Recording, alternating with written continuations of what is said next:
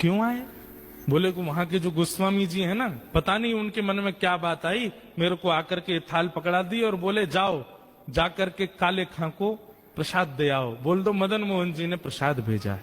काले खां बोले सुनो, इसको तुरंत वापस ले जाओ, एक कौर नहीं खाऊंगा इसमें से।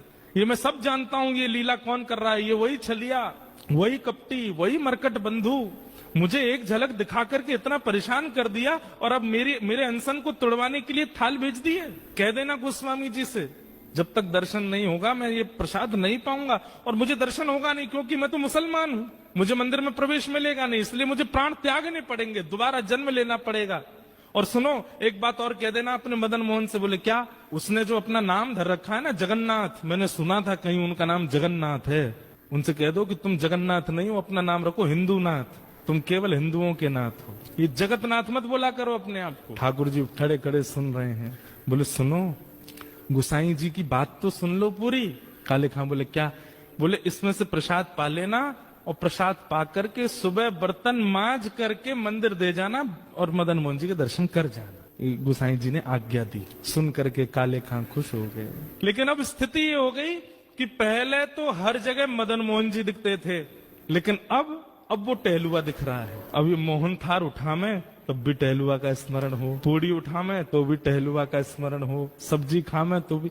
अब ये मन में विचार करने लगे मेरे मन में कोई रोग हो गया है। ये पहले तो मदन मोहन अच्छे लग रहे थे, अब उनका सेवादार ये टहलुआ अच्छा लग रहा है, कहीं ऐसा नहीं हो ये मेरे संग हो क्या रहा है, किसी ने टोना टोटका तो नहीं कर दिया मुझ पे।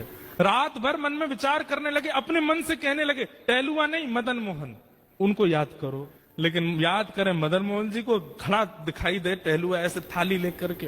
रात्रि में ठाकुर जी ने गोस्वामी जी को सपना दिया और स्वप्न दे करके कहा, बोले पहले दिन चिट्ठी लेकर के मेरा भक्त काले खां आया था, द्वारपाल ने उसको डांट भगा दिया। अरे गोस्वामी जी मुझे उसको स्वीकार करना और मैं उसे स्वीकार कर चुका हूँ। 3 दिन से अनशन व्रत पे था, मैं अपनी सोने की थाल में भोजन दे करके आया हूँ। कल वो थाल धो करके जब मंदिर आवे सब उसको रोकेंगे, लेकिन आप आकर के उसको भीतर बुला लेना, मेरा दर्शन कराना।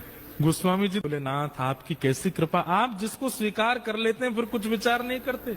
रात भर भोजन तो कर नहीं पाए, वो यही सोचने लगे टहलुआ टहलुआ। अरे नहीं नहीं मदन मोहन मदन मोहन मदन मोहन मदन मोहन नहीं, टहलुआ टहलुआ टहलुआ।